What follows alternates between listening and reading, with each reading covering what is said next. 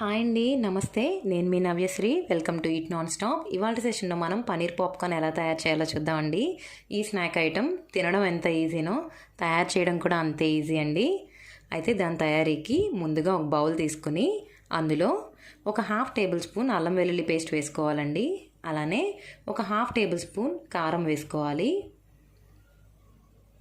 మీ రుచికి సరిపడినంత సాల్ట్ వేసుకోవాలండి. నేను ఒక పావు టేబుల్ స్పూన్ సాల్ట్ వేసుకుంటున్నాను. ఒక half table spoon garam masala కానీ చాట్ మసాలా కానీ వేసుకోవాలండి. చాట్ మసాలా అయితే టేస్ట్ ఇంకా బాగుంటుంది. అలానే ఒక హాఫ్ టేబుల్ స్పూన్ మిరియాల పొడి వేసుకోవాలండి, బ్లాక్ పెప్పర్ పౌడర్. ఈ ఇంగ్రీడియంట్స్ అన్నీ బాగా కలిసేలాగా కలుపుకొని మన పనీర్ క్యూబ్స్ కూడా యాడ్ చేసుకుని ఈ మసాలా మొత్తం పనీర్ క్యూబ్స్కి పట్టేలాగా కలుపుకోవాలండి. పనీర్ క్యూబ్స్ మరీ చిన్నగా కోసుకోవద్దండి, కొంచెం మీడియం సైజులో కట్ చేసుకోండి. ఈలోగా మరొక బౌల్ తీసుకుని ఒక 3 to 4 table spoons of cornflour add చేసుకోండి.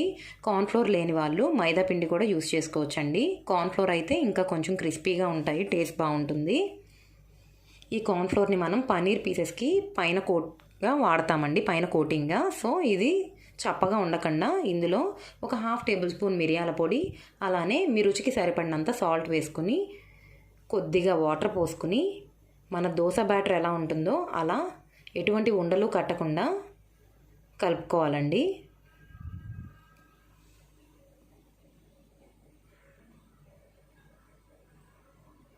ఈలోగా మరొక ప్లేట్లో బ్రెడ్ క్రమ్స్ తీసుకోవాలండి. బ్రెడ్ పౌడర్ అంటే ఇస్తారు బయట సూపర్ మార్కెట్లో, చూస్తున్నారు కదా. ఇలా కలుపుకోవాలి. కార్న్ఫ్లోర్ మిక్చర్ని ఇలా తయారు చేసుకోవాలన్నమాట.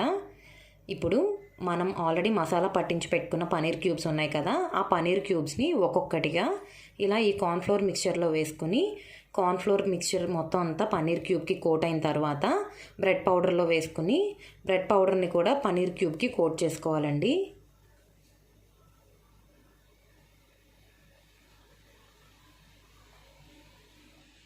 అలానే మళ్ళీ అదే పనీర్ క్యూబ్ని మళ్ళీ కార్న్ఫ్లోర్ మిక్చర్తో కోట్ చేసుకుని అలా కోట్ అయిన పనీర్ క్యూబ్ని మళ్ళీ బ్రెడ్ పౌడర్లో వేసుకుని మళ్ళీ బ్రెడ్ పౌడర్తో ఇంకొకసారి కోట్ చేసుకోవాలండి.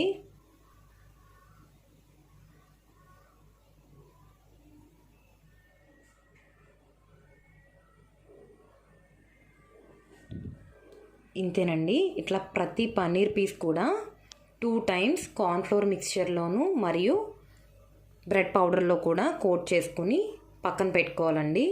ఈలోగా స్టవ్ ఆన్ చేసి బాండీ పెట్టుకుని డీప్ ఫ్రైకి సరిపడా ఆయిల్ పోసుకుని ఆయిల్ హీట్ చేసుకోవాలన్నమాట.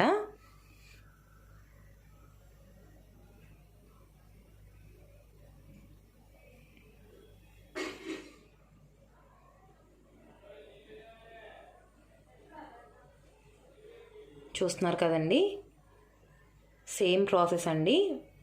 అన్ని పనీర్ పీసెస్ కూడా ఇదే విధంగా కోట్ చేసుకుని ప్లేట్లోకి తీసుకొని రెడీగా ఉంచుకోవాలి డీప్ ఫ్రైకి. ఆయిల్ వేడైంది, పనీర్ క్యూబ్స్ వేసి ఫ్రై చేసుకుంటున్నానండి. పనీర్ క్యూబ్స్ ఇలా గోల్డెన్ కలర్ వచ్చేంత వరకు ఫ్రై చేసుకోవాలండి. ఇప్పుడు నేను ఇవి వేరే ప్లేట్లోకి తీసుకున్నాను. అలానే మిగిలిన పన్నీర్ క్యూబ్స్ అన్నీ కూడా ఇలానే కార్న్ఫ్లోర్ మిక్స్చర్ మరియు బ్రెడ్ పౌడర్తో కోట్ చేసుకుని ఇలా ఒక ప్లేట్లోకి తీసి రెడీగా పెట్టుకున్నానండి డీప్ ఫ్రైకి.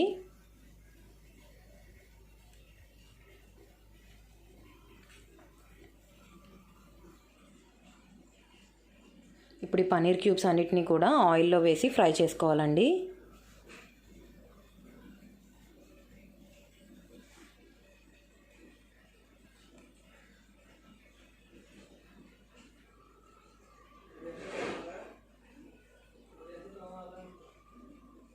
మంచి గోల్డెన్ బ్రౌన్ వచ్చేంత వరకు ఫ్రై చేసుకోవాలి. ఫ్రై అయ్యేటప్పుడు కూడా బాగా కదిపేయకూడదండి పనీర్ పీసెస్ని. పనీర్ చాలా సాఫ్ట్గా ఉంటుంది కదా, చాలా జెంటిల్గా హ్యాండిల్ చేయాలన్నమాట. బాగా కదిపేస్తే విడిపోతుందన్నమాట. మంచి గోల్డెన్ కలర్ వచ్చేంత వరకు ఫ్రై అవ్వాలండి.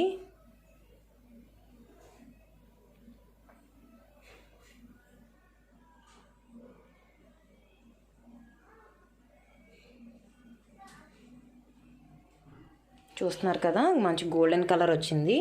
ఇప్పుడు నేను ఈ పన్నీర్ పీసెస్ని వేరే ప్లేట్లోకి తీసుకుంటున్నానండి. ఇలా ఆనియన్ రింగ్స్తో గార్నిష్ చేసుకుని సర్వ్ చేసుకోవాలండి. టొమాటో కెచప్ కానీ మయోనైస్తో కానీ టేస్ట్ చేస్తే చాలా బాగుంటాయండి ఈ స్నాక్స్. లేదా చాట్ మసాలా ఉంటే చాట్ మసాలా స్ప్రింకిల్ చేసుకుని టేస్ట్ చేసినా సరే చాలా బాగుంటాయి. వితిన్ 5 to 10 మినిట్స్లో పన్నీర్ క్యూబ్స్ ఉంటే మీ టీ టైమ్ స్నాక్ రెడీ అయిపోతుందండి. మీరందరూ కూడా తయారు చేసి టేస్ట్ చేసి మీకు ఎలా వచ్చిందో నాకు కామెంట్ సెక్షన్లో తెలియచేయండి. Thank you friends, thanks for watching. Please like, share and comment. మరిన్ని వీడియోస్ కోసం please subscribe eat Non stop.